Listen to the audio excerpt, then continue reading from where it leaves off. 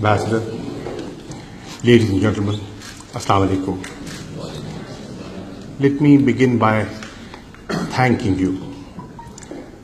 you for your presence, the time taken out, traveling far distances, Sunday morning, a rainy Sunday morning. So thank you. So you've honored me, and your presence is very encouraging. The Ambassador, I would like to thank for hosting this event, and Narjis for putting it together, the time you've spent and the pains you've taken. Let me thank you as well. Prime Minister Imran Khan was very keen that I connect with the diaspora, simply for the reason he recognizes your strength. He is aware of your contributions. He's been to America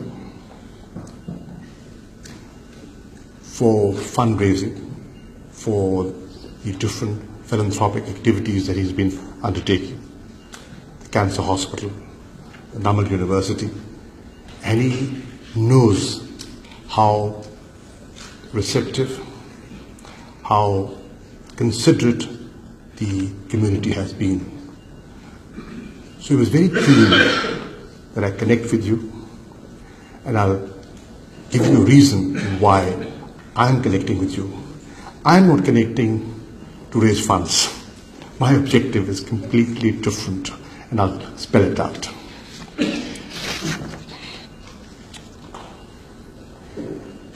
You are Americans, based in the States, but you have Pakistani origin. Your stakes are in this country. Your future is here. You work here. You are successful businessmen, academics, and you contribute in different ways to American society. But you do have relatives and friends in Pakistan. So you care. You care about Pakistan. And that is why you're all here. So thank you once again for your presence. Relatively speaking, is a new entity. It's a new party. When I decided to join PTI some years ago, many of my political friends thought I had committed political suicide because this party was going nowhere. But I was of the view that time has come to break the mold. Time has come to give the people of Pakistan an alternative. They had seen many, and many were disappointed with the way things were and wanted an alternative. So Prime Minister Imran Khan was not a politician, as you know, through family or by choice. He chose to lead this country so that we start functioning differently, we start behaving differently. Hopefully, we will.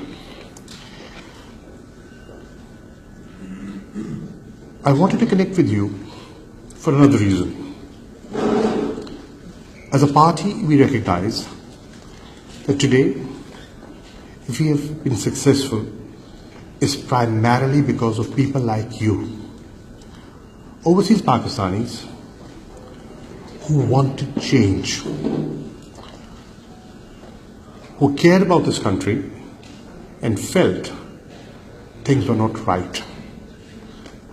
They connected with Imran Khan because of his philanthropic activities, supported him, and thought and do think that he would make a difference.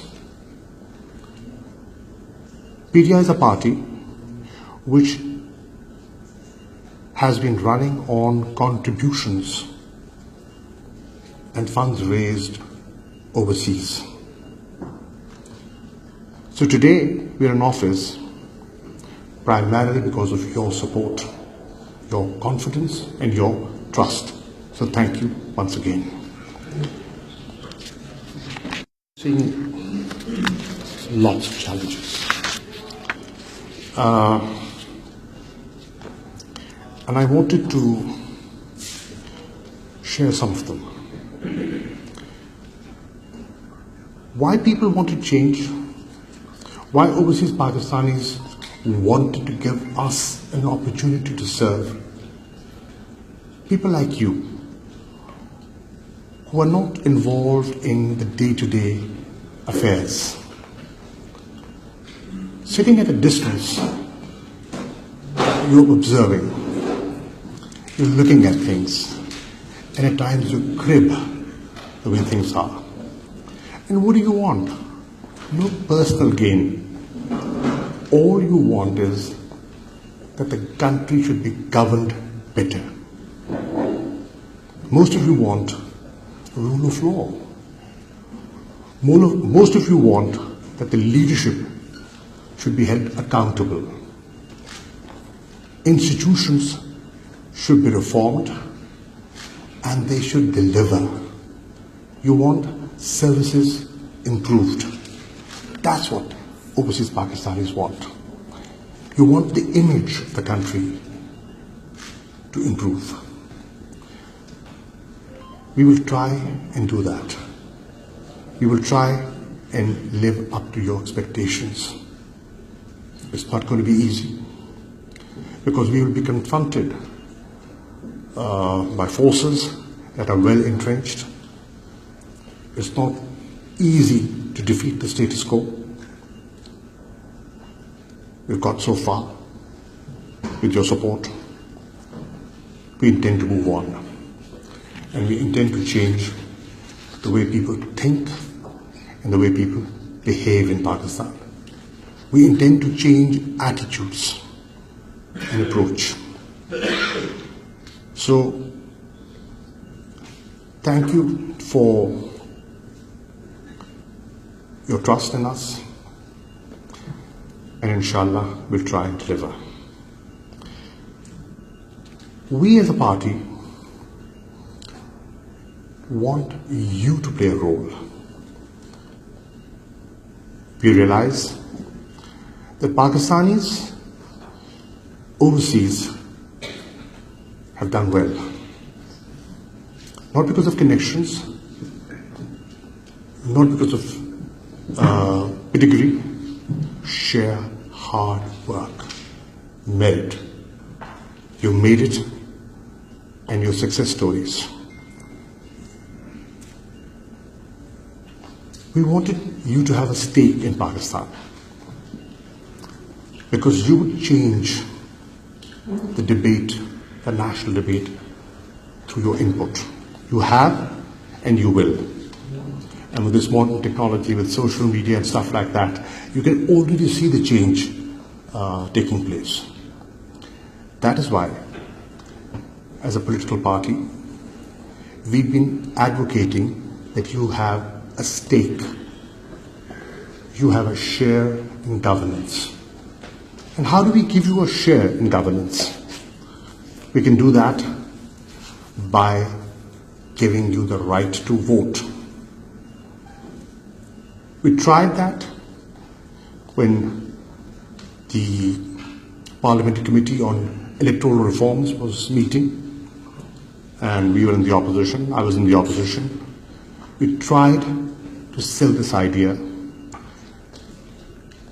and advocated that overseas Pakistanis must have a right to vote.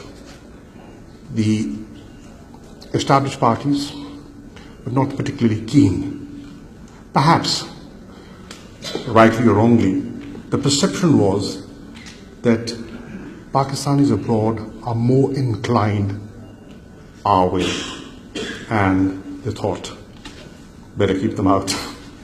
And we think that you are a great resource that we have not been able to tap. If you can do well here, you could contribute to a change in Pakistan. We filed a petition in the Supreme Court and we've been successful. And the Supreme Court has ruled that every Pakistani abroad who wants to register will have a right to vote. And with this, you will have a say in policy formulation. You will have a say in governance. And you will have a say in who will run the country and how the country will be run.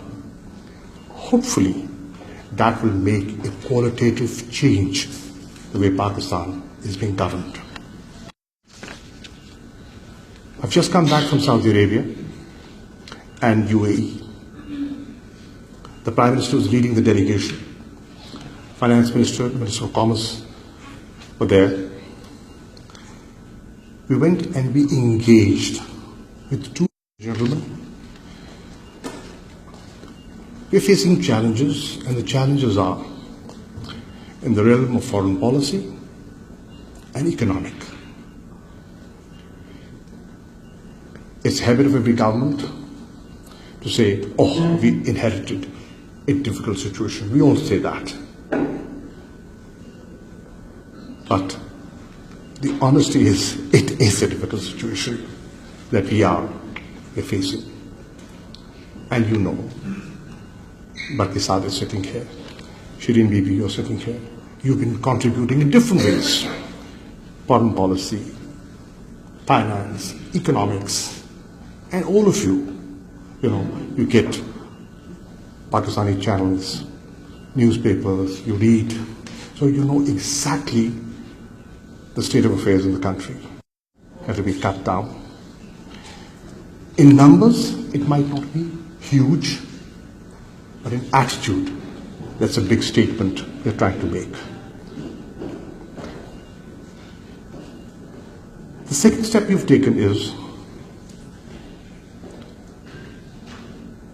you've given the